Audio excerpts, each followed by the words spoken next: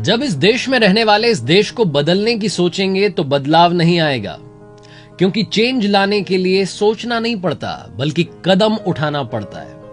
और अगर आपको कदम उठाने से डर लगता है कि कहीं फेल हो जाऊंगा, तो याद रखिएगा, फेल का मतलब है फर्स्ट अटेम्प्ट इन लर्निंग।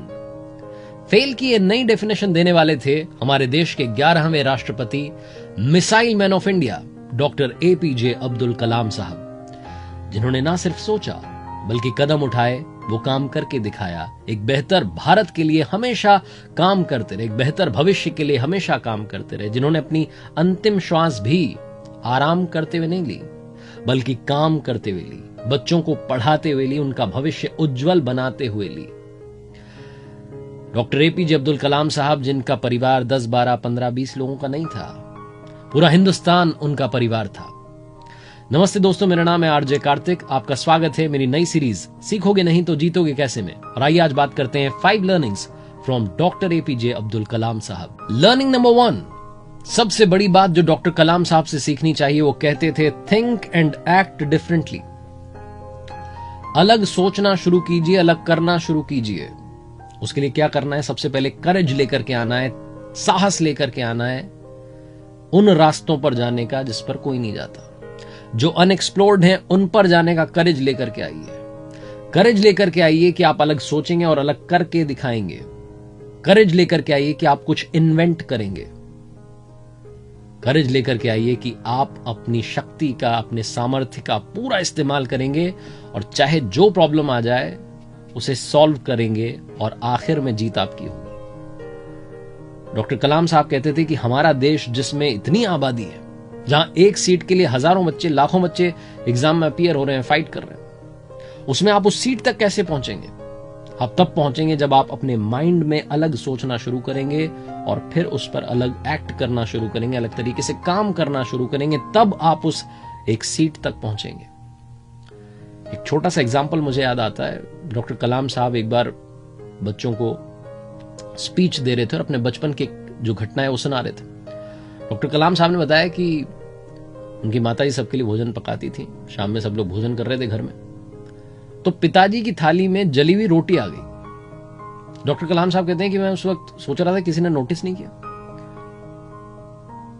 फिर जब भोजन खत्म हो गया तो उसके बाद में वो कहते हैं कि मम्मी आई और उन्होंने आकर के पापा से माफी मांगी कि आज जली हुई रोटी थी। तो मेरे पिताजी ने कहा कि अरे कोई बात नहीं, मुझे जली हुई रोटियां पसंद है। और ये कहकर के मुस्कुरा दिया। मां वापस किचन में चल गई। डॉक्टर कलाम साहब कहते हैं कि तब मैंने अपने पापा से पूछा कि पापा, क्या आपको वाकई में जली हुई रोटियां पसंद है? तो पिताजी ने ना में सिर हिलाया और मुझसे कहा कि बेटा, जली हुई रोटी से किसी का कुछ नहीं बिगड़ता, लेकिन जले हुए शब्दों से बहुत कुछ बिगड़ता है। इसलिए अपनी सोच को अलग रखिए, अपनी सोच को दुरुस्त रखिए, जीवन में सब कुछ अच्छा होगा। लर्निंग नंबर 2, हालातों से कभी हार मत मानना।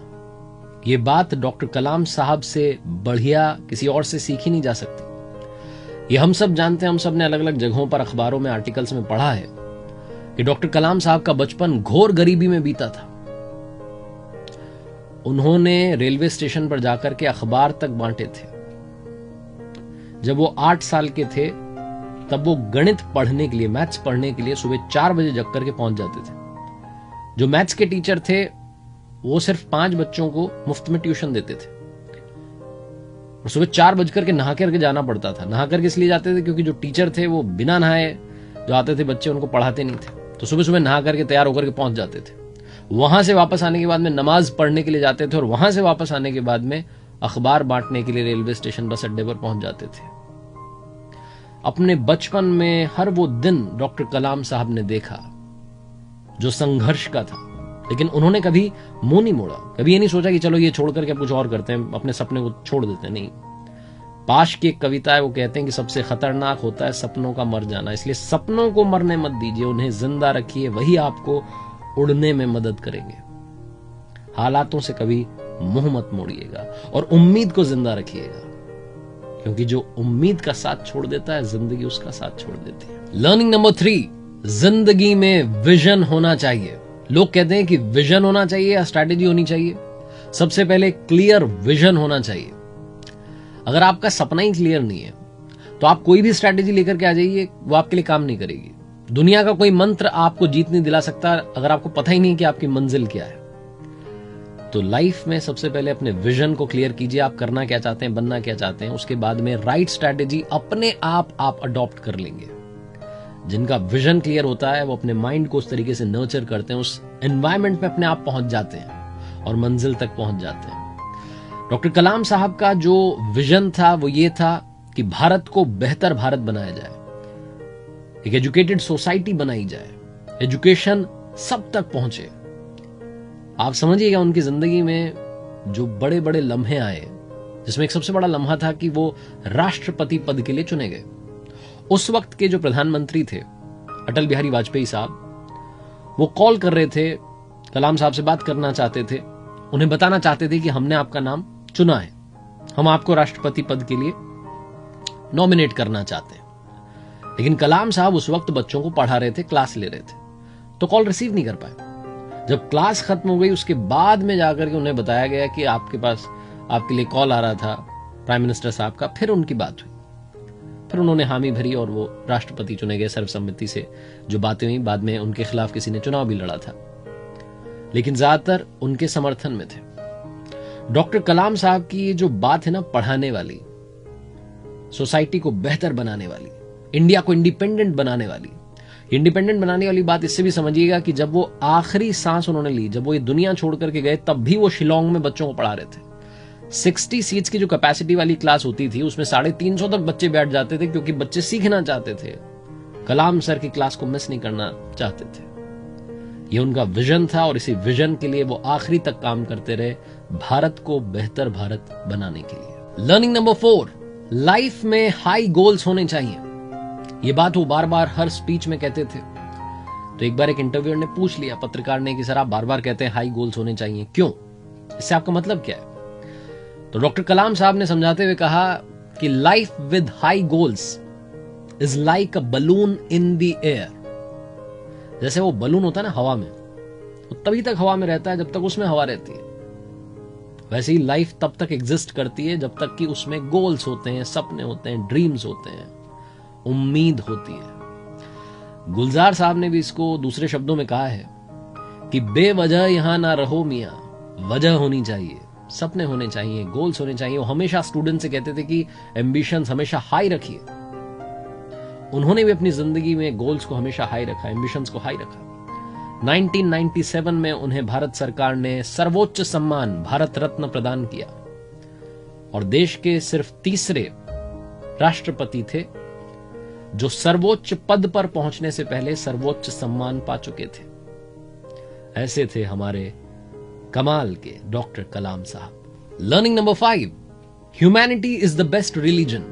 मानवता ही सबसे बड़ा धर्म है, इंसानियत ही सबसे बड़ा धर्म है। मगर अफसोस की बात यह है कि ये हमें तब समझ में आता है जब हमारे ऊपर कोई महामारी आती है, कोई संकट आता है। उस वक्त हम समझते हैं कि ओहो मानवता सबसे बड़ा धर्म है, बाकी टाइम भूल जाते हैं। डॉक्टर कलाम साहब पूरी जिंदगी अनबायस्ड रहे, पूरी जिंदगी देश की यूनिटी के लिए काम करते रहे। एक कार्यक्रम में उन्हें दीप प्रज्वलन के लिए कहा गया, लैंप लाइटिंग के लिए। सेरेमनी के बाद में जब वो स्पीच देने लगे तो उन्होंने कहा कि अभी जो मैंने दिया जलाया ये हिंदू धर्म का पवित्र प्रतीक है। जिससे दिया जलाया वो मोमबत्ती ईसाई धर्म की बहुत बड़ी प्रतीक है, पवित्र प्रतीक है, क्रिश्चियन रिलीजन की। और मैं खुद एक मुस्लिम हूं, ये मेरा भारत है। और जाते जाते डॉक्टर एपीजे अब्दुल कलाम साहब ने 3 बड़ी कमाल की बातें कही हैं। पहली, अपनी पहली जीत के बाद में आराम मत करने लग जाना, वरना दूसरी बार अगर आप हार गए तो दुनिया कहेगी कि पहली वाली जीत तो तुक्का थी। दूसरी, आप अपना भविष्य नहीं बदल सकते लेकिन अपनी आदतें बदल सकते हैं। आदतें बदल दीजिए, भविष्य बदल जाएगा। और तीसरी, जिस दिन आपका साइन, आपका सिग्नेचर ऑटोग्राफ में बदल जाए, समझिएगा आप कामयाब हो चुके हैं। आपको तो मालूम ही है, नेताओं की आजकल प्रॉपर्टी सामने आती है अखबारों में, फलाना के यहां इतने करोड़ मिले, ये मिला, वो मिला। हमारे देश के पूर्व राष्ट्रपति, भारत रत्न डॉक्टर एपीजे अब्दुल कलाम साहब की संपत्ति जब सबके सामने आई तो आंखें नम हो गई। 2500 किताबें, एक घड़ी, 6 शर्ट्स, 4 ट्राउजर्स और एक जोड़ी जूते। हम भाग्यशाली हैं कि हमें डॉक्टर एपीजे अब्दुल कलाम साहब जैसे लीडर मिले। हम सभी की ओर से उनके चरणों में बारंबार वंदन। मेरा नाम आरजे कार्तिक और मेरे साथ देखते रहिए हर सोमवार सुबह 9:30 बजे एक नई कहानी, और साथ ही लर्निंग सीरीज में ऐसे ही महापुरुषों के, ऐसी ग्रेट पर्सनालिटीज की बातें, वो 5 बातें जो हमें आगे बढ़ाने के लिए काफी मददगार साबित होंगी।